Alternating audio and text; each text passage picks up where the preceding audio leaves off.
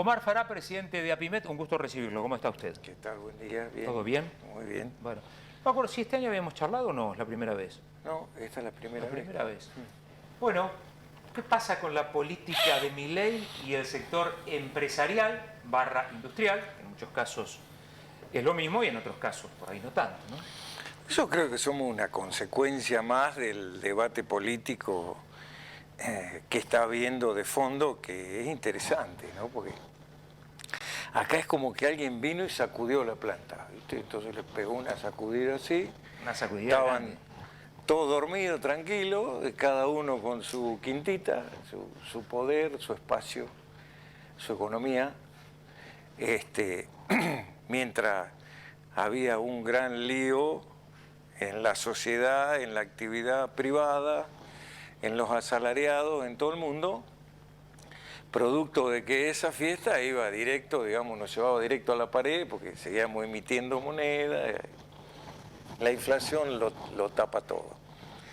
Y vino alguien que, por decisión de la mayoría de los argentinos, sacudió la planta, la sacudió y ahora está viendo qué es lo que queda, porque ni siquiera, yo creo que ni siquiera el gobierno sabe qué es lo que va a quedar de todo esto. Tiene una luz allá en el horizonte, que es reducir la inflación, está usando la herramienta más antigua para reducir la inflación, que lo dijimos acá y que nos costó un montón de comentarios en las redes sociales, pero que la inflación se reduce con recesión, con menos actividad. Entonces, toda la política del gobierno, desde que asumió hasta acá, que son poquitos días, es secar la calle de dinero, sacar el dinero de la circulación, para que se compre menos, se destine menos al contado con liquidación, menos al MEP, menos a intereses de plazo fijo, menos a todos lados, y entonces, ¿qué es lo que pasa? El sector privado, a consecuencia de esto, empezó a subir los precios, bueno, vamos a subirlo hasta acá arriba, todo lo que podamos, y después vemos. Y ahora estamos en la segunda etapa del después vemos. Tenemos la planta sacudida, se cayeron los mitos de la política, están todos en un nuevo diálogo, el sector privado está bajando y acomodando sus precios, los gremios, los empleados, digamos, la cachetada ha sido fuerte, así que están rearmándose, ya entramos en paro en diferentes sectores, están negociando las paritarias a ver hasta dónde llegan. En este momento estamos en plena negociación en los gremios más importantes. Bueno, y está empezando valga la redundancia, a empezar el año, comienza el año, marzo, empieza enero y febrero, son 2 meses parados. Ahora, estamos en plena reorganización, aunque la palabra suene mal, porque la reorganización es de la época del proceso militar. Creo que lo charlábamos la otra vez también, pero digamos, cuando vos hablaste de la necesidad de recesión para, no necesidad, digamos, pero que para bajar la inflación tenía que haber recesión, habíamos hablado también que con esa recesión, claro, se perjudica mucha gente, empresarios, trabajadores, a todo el mundo. Claro. No hay una manera de hacerlo sin... No, yo tengo 60 años. La primera que recuerdo es el Plan Austral. Un plan hecho económicamente bien, duró 2 años. Después el Primavera, después la hiper. ¿Cómo fuimos a la hiper? Con la convertibilidad. ¿Qué hizo la convertibilidad? Frenar la economía. Teníamos 100 personas, despedimos 75. Toda la actividad industrial se redujo notablemente, bueno, terminamos en esa plataforma en el 2001, prácticamente todo fundido. Todo anduvo bien hasta el 2010. 2010, después de las 125, todas estas cuestiones políticas, inflación de vuelta. Y no se paró. La inflación fue creciendo, hasta el día de hoy. ¿Qué programa económico tenemos para parar la inflación? Ninguno. Seguimos con el viejo criterio, vamos viendo. Y ahora estamos en otra etapa del vamos viendo. Midiendo fuerza, Decime lo que quieras, pero estamos atravesando ese proceso. Bajó el consumo, Asindar cierra 2 meses, bajó el consumo, el precio de la chapa empieza a bajar. Es decir, todo eso que se fue subiendo, donde fueron chequeando cuál es el nivel de precio que admite el mercado de cada uno, llegó a su tope y empieza a acomodarse, digamos, esa parte. El gobierno se encargó, entre una cosa y otra, secar la plaza, dejó de emitir como venía emitiendo, dejó de subir las tasas de interés, dejó de hacer un montón de cosas. Está bajando la cantidad de dinero en circulación. Bajó el consumo, se mató el consumo en febrero. Entre las vacaciones y todo lo demás, se planchó el consumo. Precios altos, bajo consumo, los precios se van a empezar a equilibrar. ¿Quién siente el impacto ahora de eso? Las pymes, ahora empezamos a sentirlo las pymes. Ahora estamos en un corral en donde tenemos baja de consumo, dólar ya poco competitivo en términos de relación del comercio exterior, salarios en alza, las tarifas, 180% aumento en la luz. El impacto que está teniendo marzo, que va a ser de marzo, en la luz, en los servicios, sí, es enorme, enorme, y en las casas particulares. Sí, sí. O sea que acá el tema ahora es marzo, abril, es el momento más crítico que tenemos, donde la mayor parte del ajuste llega, ajuste que dijimos que íbamos a llegar, pero que había que tener cuidado porque eso significaría, en algún punto, no poder pagar la luz. Y si te descuidas, no vamos a poder pagar la luz, no vamos a poder pagar el gas. Había un oyente, hay un oyente que ayer nos escribía aquí en la radio, Gustavo, que decía: no puedo comprar 1 kilo de milanesas.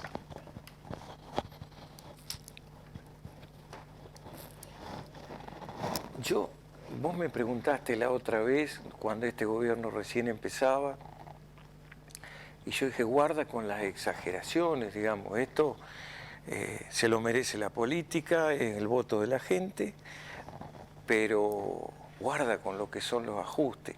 Y yo creo que el Fondo Monetario Internacional, peor enemigo de la sociedad argentina, que es todo lo que hemos escuchado del fondo, le está diciendo al presidente, guarda con los ajustes, esto necesita consenso social. Están haciendo más de lo que pedíamos nosotros. Claro, está exagerando. Pero es parte de la sacudida del árbol, espero. Creo que políticamente, económicamente vamos a ir alcanzando un equilibrio, pero va a haber que pasar estos ajustes que no tienen retroceso. El ajuste de la luz, el ajuste del gas, la prepaga, todo esto que está no tiene retroceso. Hay que encontrar un nuevo equilibrio para arriba y esa es mi preocupación, porque un programa para bajar la inflación no es lo que estamos haciendo, es subir los precios, los combustibles. Cualquiera que no entienda demasiado de esto estará diciendo, pero esto va en contra de lo que tenemos que hacer. Y sí, más o menos así. Respecto a la importación y la exportación con Milei, ¿cómo lo ve? Tan planchada. O sea, segunda quincena de febrero se liberaron los fondos que tenías comprometidos hace 120 días para las empresas que debían menos de $500.000 al exterior. Vos compraste hace 6 meses a pagar a 180 días y el gobierno no te estaba dando los dólares para pagar. O sea, llegó el plazo que vos le prometiste al proveedor que lograste convencer que le va a pagar 180 días, pero el gobierno no te daba los dólares.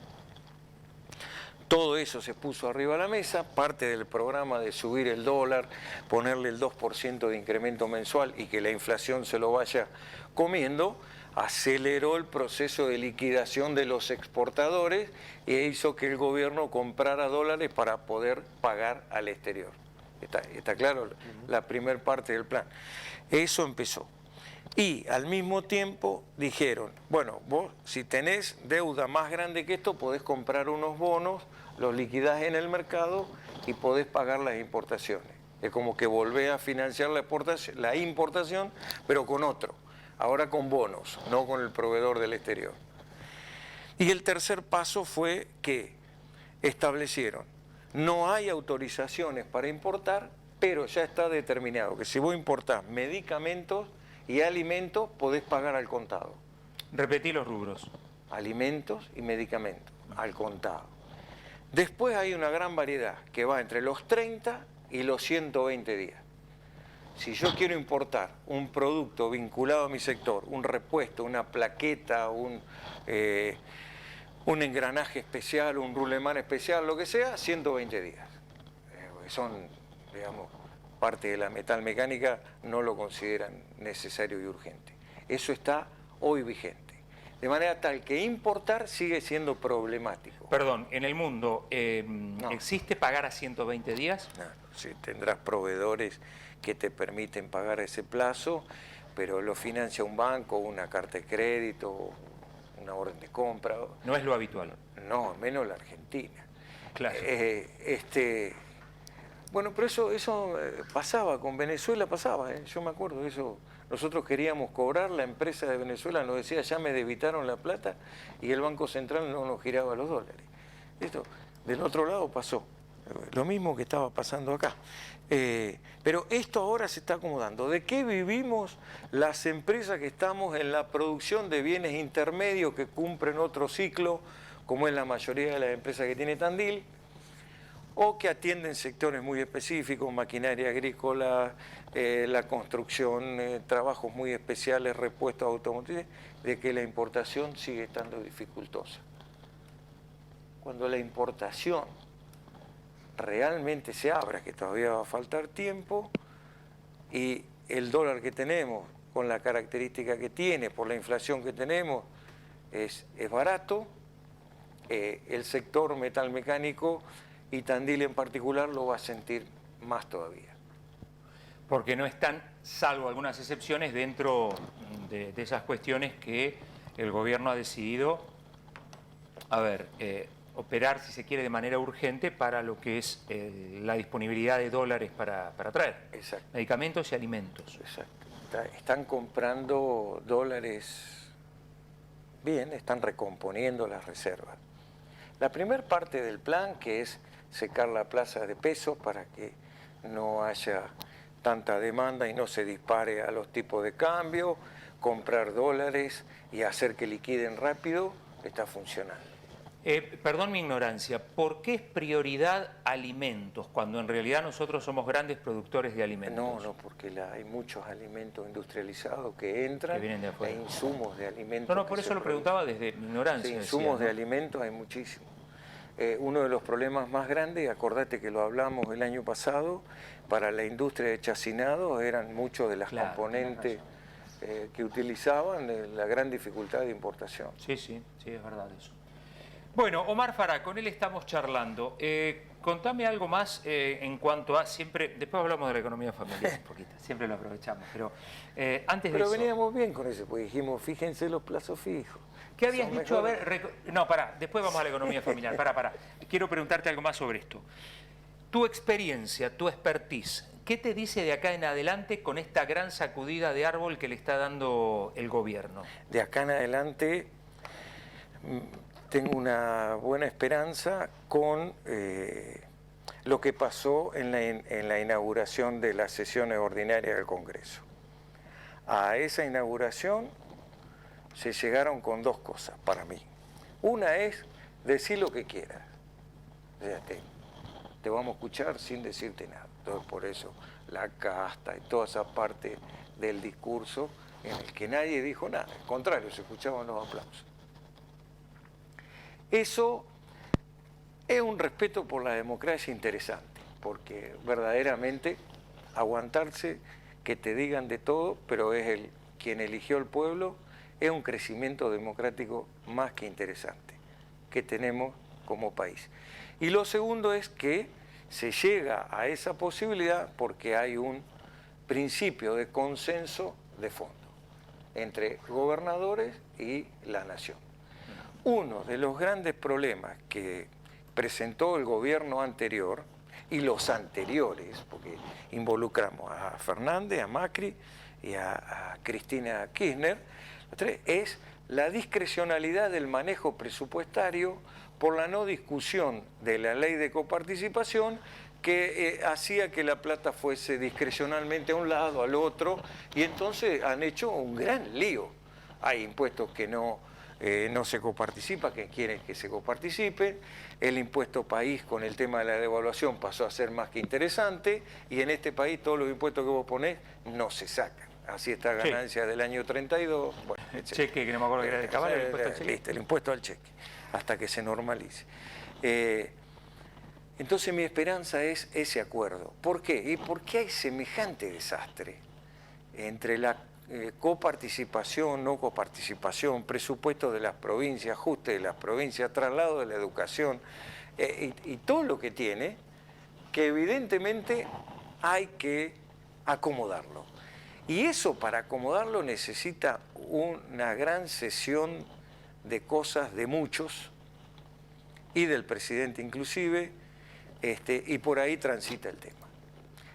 Lo dijimos, en esto para salir hace falta un gran acuerdo político, si no, no se resuelve. Sí. Ahora, perdón, antes que vaya Fernando, yo siempre digo que hay una esperanza entre los que lo votaron y aquellos que quizá no lo votaron, pero no son los férreos defensores ni de Milei ni de lo que era Massa, ¿no? Siempre tenés ahí un 60% de gente que vota al que en ese momento le parece bien, pero capaz que el otro no le parece tan mal, porque además hablábamos de un balotaje. Pero todo tiene un límite, y el límite es la falta de plata en el bolsillo para comprar un kilo de milanesas, la necesidad de salir de la prepaga porque no la podés pagar, la necesidad de achicarte tanto que perdés algunas cuestiones que son básicas. Sí. Ese es un límite. Sí. Digamos, ¿cómo ves ese consenso y ese límite? ¿No estamos muy jugados en los tiempos? Y yo creo que hay mucha gente que ha votado esta decisión, que se está agarrando la cabeza. A ver, esto es raro porque a pesar del sufrimiento, a pesar de la realidad de la inflación, hay ilusión. Tenemos una ilusión de que puede ser que las cosas cambien. Lo que vos escuchás que se dice, que es un gran diagnosticador muy preciso de lo que está pasando, muy crudo, el presidente actual. Pero es lo que pasa, es la boleta, digo yo, la factura que tenía que pagar el responsable del ANSES de los seguros de los jubilados. O sea, ¿por qué salta el tema? Porque tengo que pagar 1.700 millones. ¡A la pelota! ¿Qué es esto? ¿Me entendés lo que pasa? Sí, es decir, sí, hay un nuevo estado de conciencia que ha hecho que todas estas cosas se pongan en blanco y negro, ¿sí? Y se empiece a ver que lo que antes consideraban normal es una locura. Es una locura lo que sucede en todas las partes del gobierno, del Estado. Hemos llegado a un grado de locura enorme. Entonces te agarras la cabeza porque decís, ¿cómo voy a zafar de esta situación? Inflación, se me cae el sueldo, me aumentan al triple las cosas. Esto es inmanejable. Es una economía que no es para tibio, no es para inexpertos. Acá los consorcios con sus expensas, los administradores de los consorcios, los administradores del dinero ajeno, tienen que hacer maravillas, no pueden seguir con las mismas recetas de ser precavidos, de hacerse del dinero. ¿Me entendés, Claudio, lo que digo? Es decir, acá surge un estilo de administración sumamente profundo para poder administrar esta crisis, que sin duda tiene una luz, porque el desastre que teníamos era fenomenal y medio como que llegamos al fin de eso, permitido por la conciencia. Lo que hay es una gran conciencia de que lo que considerábamos normal es un gran disparate. Omar Farah está con nosotros, es presidente de APIMET. Bueno, la economía familiar es otro de los temas preocupante, angustiante en épocas de Milei, ¿no? Bueno, es una síntesis de todo esto que estamos diciendo, y creo que cada familia está tratando de encontrar su camino. El ajuste de la casta y todo es una gran licuación. Acá se están licuando salarios, se está licuando la deuda del sector público, hay una gran licuadora en marcha, que es parte de esa sacudida, y tiene un límite, tiene un tope que ha empezado con el inicio de las clases y todo esto, que cambia mucho la realidad de la familia, digamos, más común nuestra, que tiene que ver con el colegio, los chicos y sus cosas. Pero queda una segunda etapa de ajuste, que es el invierno. No quiero decir como el Sogaray que hay que pasar el invierno, pero todavía falta marzo, abril más ajuste es complicado. todavía. ¿Viene lo peor ahora? Esto no La era... tarifa va a ser terrorífica, muchachos. El ajuste del gas y de la luz.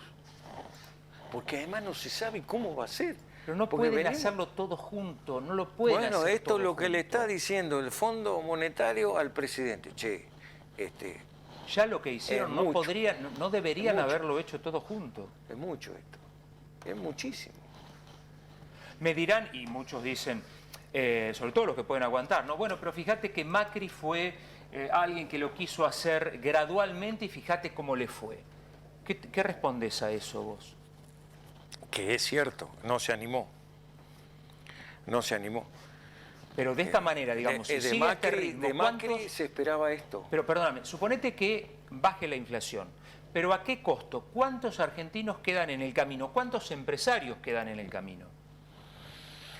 A lo pirro, como se dice, el costo es mucho mayor que el beneficio de lo que sucede. Bueno, esta sacudida con la que empezamos a hablar, Claudio, es quien queda agarrado de la rama, ¿viste? O sea, esta es la verdad. Este país da para determinada cosa, y tenemos otra que no tiene nada que ver. De los 4.000 puestos que tiene el Estado político han nombrado 1.500, falta el resto, eso paraliza muchas cosas, y de todas las oficinas, áreas y cuestiones que tienen, ni ellos mismos saben quiénes son los que funcionan, no funcionan. Tendremos que ir a una segunda etapa, que será reducir gran parte del funcionamiento, baja de impuestos e incidencia de esos impuestos en las tarifas, para acomodar su precio a la nueva realidad, porque encima no están permitiendo suba de salario. ¿Cómo no están permitiendo? ¿Qué pasa a la Están homologando acuerdos que tienen cierto porcentaje, 16% en marzo, 12% en mayo, Laguna está pidiendo 35%, Camionero está pidiendo como 100%. O sea, ahora vamos a entrar en el conflicto gremial por no acuerdo salarial. Y eso va directo a la familia. Lo venimos diciendo, falta las pautas, porque ¿cómo terminamos el año? Terminamos aumentando por inflación. Claro, claro, sí, o sea, sí. El 25% de diciembre, 25% de los salarios, así. 20% de enero, 20% de los salarios. ¿Se puede seguir a ese ritmo? No me da. O sea, es imposible, porque yo no aumento por el índice de precio al consumidor. No tiene nada que ver. Yo tengo, como la mayoría de las empresas, dólar, divisa, incidencia porcentual de mano de obra, de insumos e impuestos, pero ninguno podemos actualizar los precios o reexpresarlos por el IPC. Imposible. O sea, el que lo hace es una comodidad que tiene un tope, así lo tuvo muchos de los incrementos que ha habido, principalmente el tema de despensa, que han venido aumentando por el IPC, y mucho de lo que se pretende aumentar en los salarios, y no ha habido acuerdo. Para que te dé una idea, WON está pidiendo 35, el sector empresario está ofreciendo el 15. Claro. El gobierno dice que homologa 16 y otro 12 en mayo. Y en abril empieza la otra paritaria. O sea que acá estamos terminando con la paritaria de este año. Maravilloso. ¿En qué ahorramos? Yo te dije que estamos ahorrando igual cada vez que por viene, no gastar. cada vez que viene Omar siempre cerrábamos con esto, ¿no? Bueno, el que le sobra, qué sé yo. El que le sobraba, no sé de qué cifras hablábamos. Hablábamos, siempre decíamos lo mismo, compren dólares. 10.000 pesos, 20.000 pesos, Sí. ahora no es nada. Y después le dijimos, fíjense los fondos de inversión y eso que están rindiendo. Y después se desplomó. Y justo decíamos eso cuando se desploma el dólar. ¿Te acordás que Sí, llegamos a 1.200? Sí, y después bajó. No, a 1.000. Estamos entrando con el tipo de cambio a una situación similar a la del 2002, fin del 2003, que pasó de 4 a 2,75.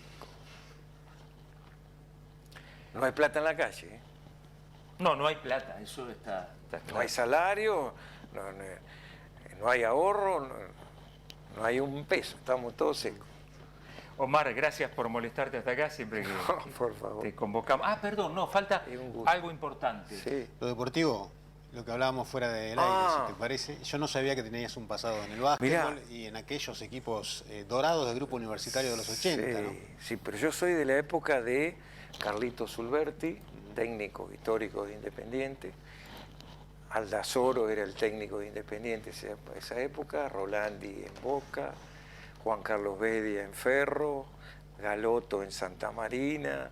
Bueno, tuve la posibilidad de jugar con Kaplún, con Palito Vaticano, con Juan Manuel García, que eran lindos equipos, aunque siempre salía campeón Independiente, excepto un año que con Boca, con el Club Boca, le ganamos el campeonato. Jugábamos en la selección de Tandil y lo más grande que vino después fue Grupo Universitario. Yo llegué hasta jugar en Grupo Universitario y después me quedé chico físicamente o sea, tenía que ir. Fue la época en que lo agarraron a Nelson Espada, que jugaba en Ferro con nosotros. Los más altos eran Nelson Espada, Niclo Sudor.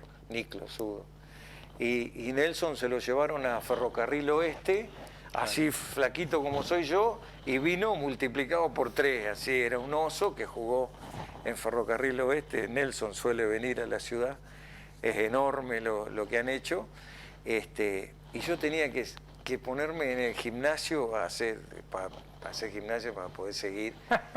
Tenía que recibirme contador. No ¿En qué posición jugabas, Omar? Yo jugaba de base. De base.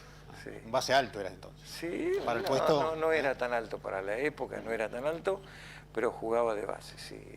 Los que cantan la jugada. Claro, el armador. El armador. Mire usted, lo que le ha sacado a Omar Fará Fernando Izquierdo. Omar, gracias. A ustedes, muchas gracias. Omar Fará charlando con nosotros.